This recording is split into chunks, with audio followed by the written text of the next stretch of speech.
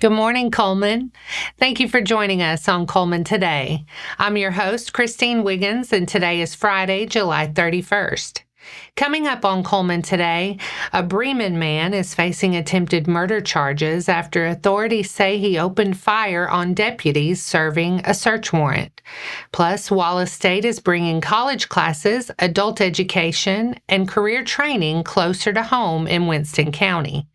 And a planned water outage will affect part of the Cullman Housing Authority area today while crews make repairs. All this plus sports, weather, and more. Now let's take a closer look at the top stories happening in Cullman today. A Bremen man is facing attempted murder and other charges following an officer-involved shooting Thursday morning. Cullman County District Attorney Champ Crocker said the Sheriff's Office Special Response Team was executing a search warrant shortly after 7 a.m. at a home along Alabama Highway 91. Crocker said deputies arrived in a marked vehicle, announced their presence, and were wearing uniforms. Authorities say 54-year-old John Johnsey opened fire on deputies who returned fire. Johnsey suffered injuries that were not considered life-threatening. Deputies and investigators provided first aid until emergency medical personnel arrived, and no law enforcement officers were injured. Crocker said his review found the deputies' use of deadly force was justified because they reasonably believed Johnsey posed an imminent threat of death or serious injury. Johnsey also faces charges of second-degree theft, unlawful possession of a controlled substance, possession of drug paraphernalia, and being forbidden to possess a firearm. He remains in custody pending an Aniah's Law hearing, where prosecutors plan to request that he be held without bond. The Alabama Law Enforcement Agency is investigating. Wallace State Community College's newly opened Winston County Community Learning Center is now registering students for fall classes in Arley. The center is expanding access to college courses, adult education, and workforce training closer to home for Winston County residents. Fall offerings include hybrid sections of U.S. History and Mathematics. History 201 will meet Thursdays at 5:30 p.m., while Math 100 will meet Tuesdays at 5:30 p.m. Students can also enroll in adult education programs, including GED preparation and Alabama Career Essentials. Career training opportunities include commercial driver's license preparation, logistics certifications, fiber optics installation, and phlebotomy. The center also plans to offer personal and professional development courses in digital literacy, photography, and introductory artificial intelligence. Fall classes begin August 17th. The Winston County Community Learning Center is located at 280 Helicon Road in Arley. Its regular hours are 7:30 a.m. to 4 p.m. Monday through Thursday and 8 a.m. to 2 p.m. on Friday. For registration information, call 256-352-7451 or email workforce@wallacestate.edu. A planned water outage will affect part of the Cullman Housing Authority area today while crews complete a service repair. The outage will begin at 8 a.m. in the area between Parker Avenue Southwest and Musgrove Avenue Southwest. Locations near Vine Avenue Southwest, Vine Circle Southwest, and Willow Street Southwest may also lose water service. The Cullman Water Department expects repairs to be completed and service restored by noon. Residents in the affected area should plan ahead and store any water they may need during the outage.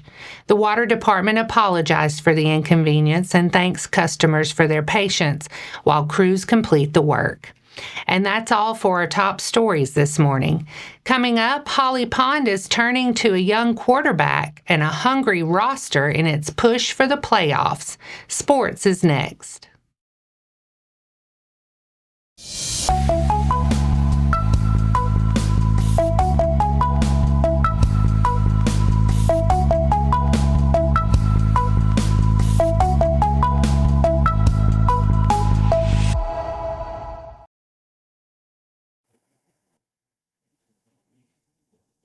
Welcome back.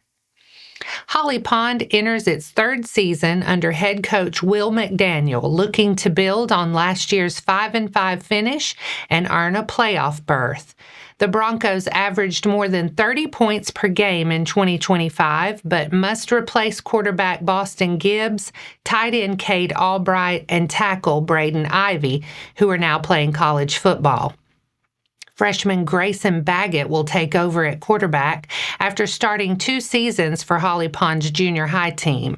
McDaniel said Baggett's familiarity with the wing T offense will allow the Broncos to return under center this season.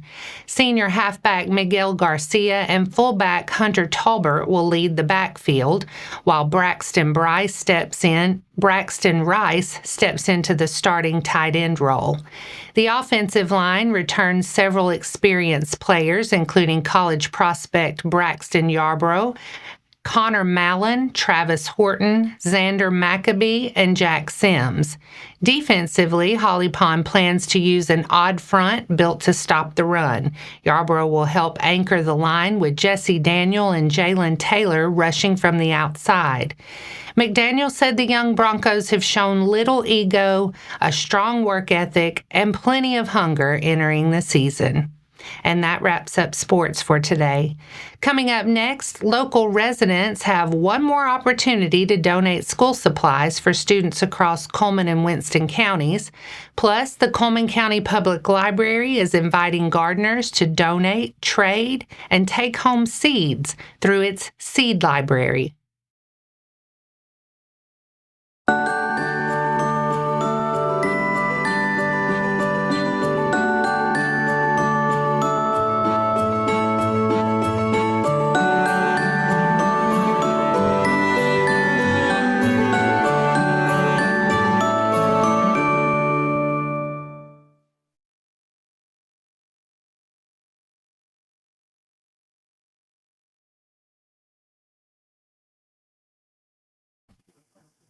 Welcome back. Now it's time to speed things up with a news rundown. 4 stories in under 4 minutes. The Cullman Area Chamber of Commerce and Visitor Center is inviting residents to start their morning with coffee and conversation at its Cup of Community event. The casual networking gathering will be held Wednesday, August 5th from 7:30 to 9:30 a.m. at West Point High School, located at 4314 County Road 1141.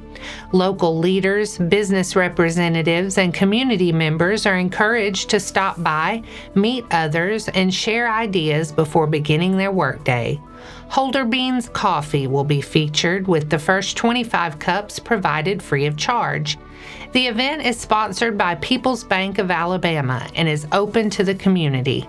Organizers encourage attendees to bring a friend and enjoy an informal morning of networking, collaboration, and community fellowship. The Cullman County Public Library's Seed Library is accepting donations of fruit, vegetable, herb, and flower seeds. Assistant Director Shelby Creekmore said the program began 2 years ago alongside the library's annual summer gardening program with the Alabama Cooperative Extension System. The Seed Library, located across from the checkout area, operates as an exchange. Visitors can donate seed packets and select varieties they do not already have. Patrons may take up to 3 packets during each library visit. Organizers say continued donations are important to keep the collection available throughout the planting season. The program has received support from library patrons and community partners, including the North Alabama Agriplex. Seed donations may be dropped off at the Cullman County Public Library, located at 200 Clark Street Northeast, during regular business hours. Wednesday night's full moon was July's buck moon, named for the time of year when male deer begin growing new antlers. The July full moon is also known by several other traditional names, including the thunder moon, hay moon, and raspberry moon. Those names reflect seasonal changes such as summer storms, crop harvests, and ripening fruit. A full moon occurs when Earth is positioned between the sun and moon, fully illuminating the side visible from Earth. Near the horizon, the moon can appear larger and more golden because of atmospheric effects and an optical illusion. Skywatchers have another major event approaching. The Perseid meteor shower is expected to peak overnight August 12th into 13th, with dark skies near the new moon providing favorable viewing conditions. The next full moon will arrive August 28th. United Way of Cullman County is making a final push for its Stuff the Bus school supply drive. Today is the last day to donate items such as backpacks, crayons, notebooks, and pencils for students in Cullman City Schools, Cullman County Schools, and Winston County Schools. Organizers say every donation helps local children begin the school year with the supplies and confidence they need. Donations can be dropped off at Cullman Electric Cooperative, the Cullman Police Department, Eva Bank, or Premier Bank of the South. Supporters can also purchase items through United Way's Amazon wish list or make financial donations through Venmo or PayPal. United Way thanked the businesses, volunteers, and community members who have donated, hosted collection boxes, or helped promote the drive. Organizers are encouraging residents to help finish the campaign strong, saying every donation counts and every student matters. And that's your 4 stories in under 4 minutes. Now for a quick break before we look at the weather ahead and pay our respects with obituaries. I'll be right back after this quick message.